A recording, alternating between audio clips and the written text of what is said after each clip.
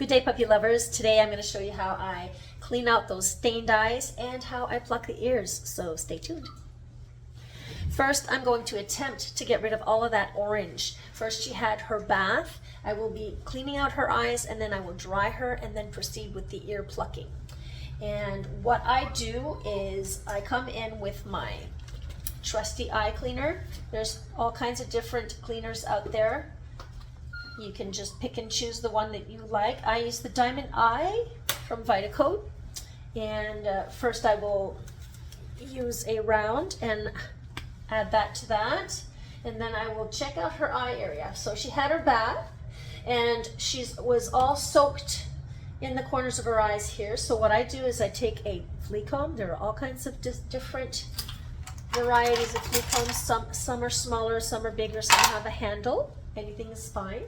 And I come in and I just clean out this area here to be sure that there's no any poopy stuff left in the corners of her eyes. I call them poopers, or poopies.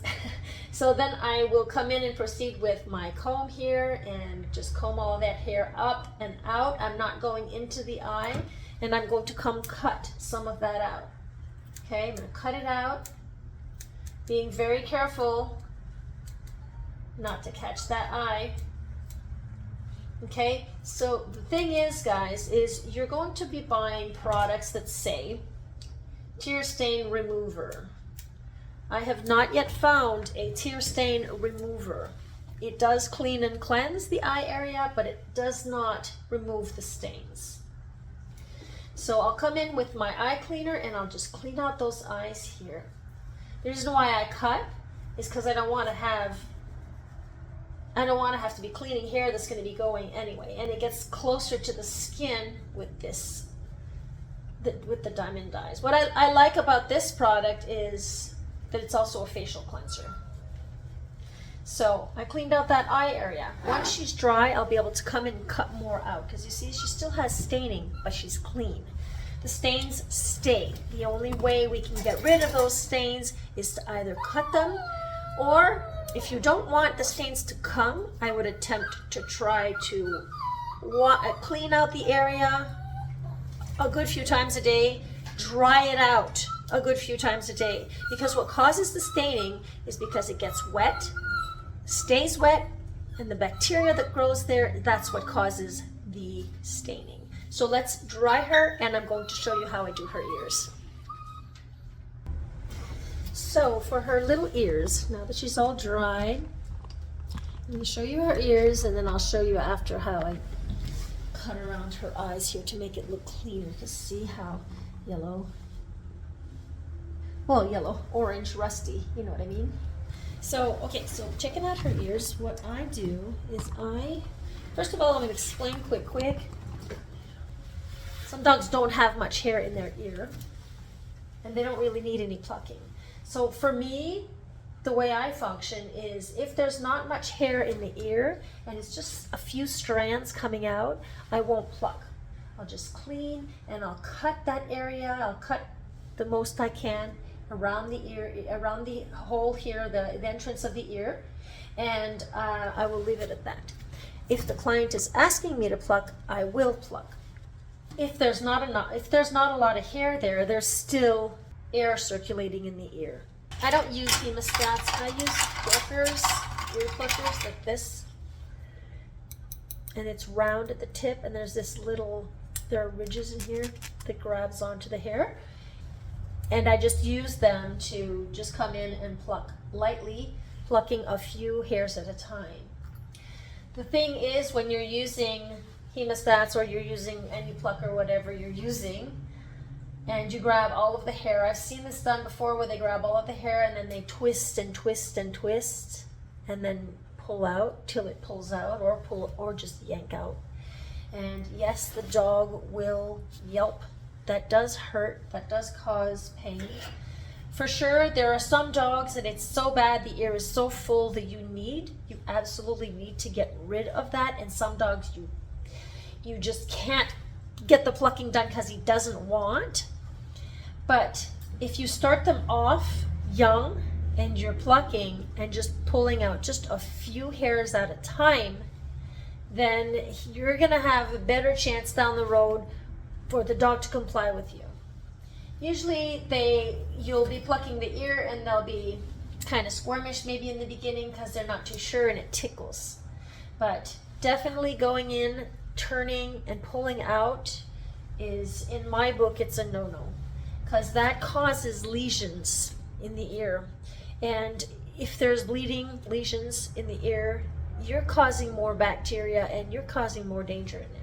So with that said, I like to use an ear powder, and it's a specific ear powder that you can get. All you need to do is just add a little bit either to your hand or the table. I've seen also using the ear powder where you just stick the nozzle right in there and then you just get all that powder down in there.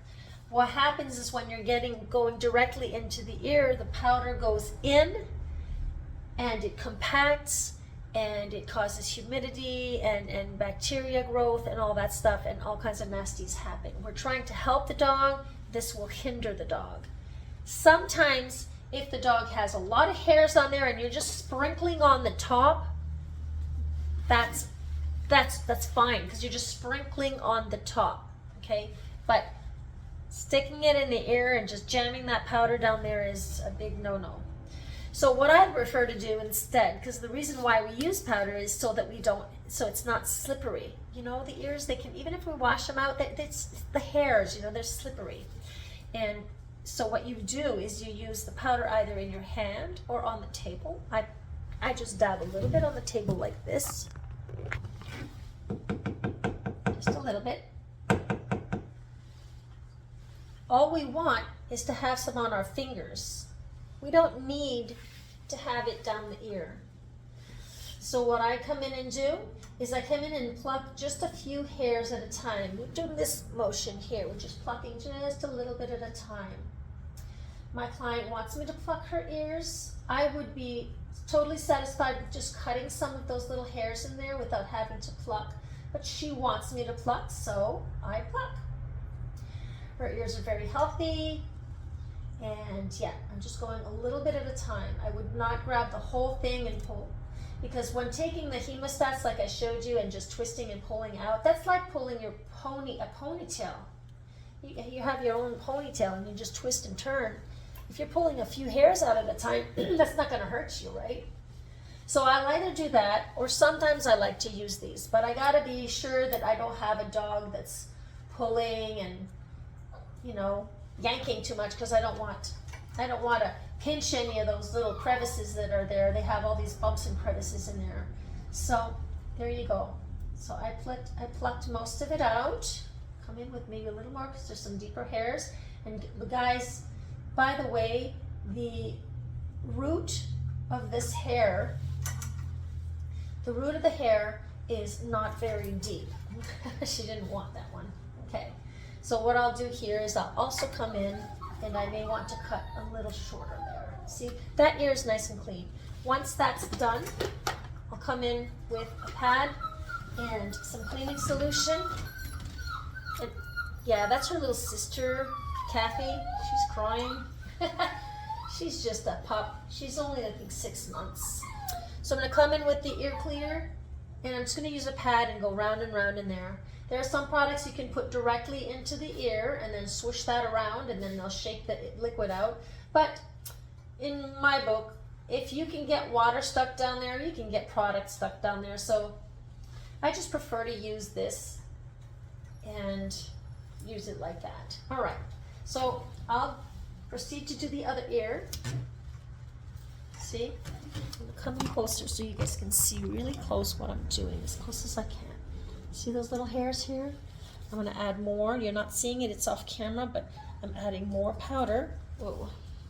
I'm getting that powder on my fingers. And I'm coming in and I'm just pulling lightly, just a few at a time. You don't want to get the hair that's in front here. You want to get that in there. If there's a dog that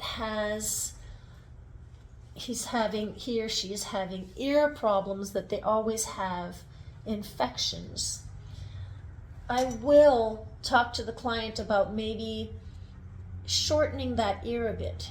instead of having, if the hair is, if they have a long ear flap like this, just long all the same length, I'll suggest maybe doing an ear, a contour, okay? So that there's a little more air that can get to that ear.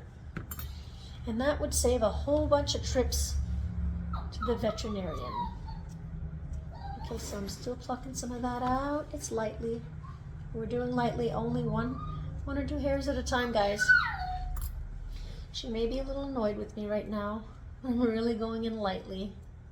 Oh, honey, you're doing a good job, Trinette. Yes, you are. A little more powder, just lightly. And I may come in and just cut some of that out like that. You know, the ear doesn't have to be completely emptied. It just needs to have some air. Unless the client says, I don't want one hair left in that ear.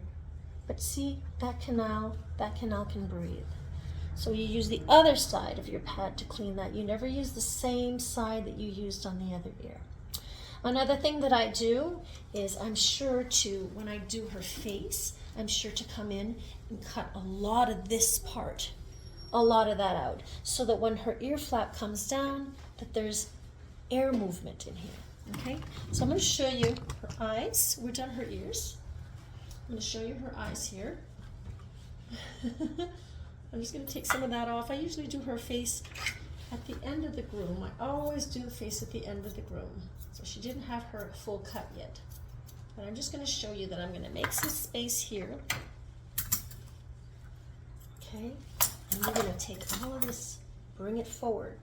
When we bring that forward, you have all of this extra hair here, right between the eyes. Okay, you can use whatever scissors you have. If you're at home, if you're grooming at home, or you're a groomer, you know, you just use whatever scissors that you're comfortable with. I like going back and forth. I'll cut some chunks out with my curves, and then, so I'm going to finish the top of her head. See, I didn't get that done yet.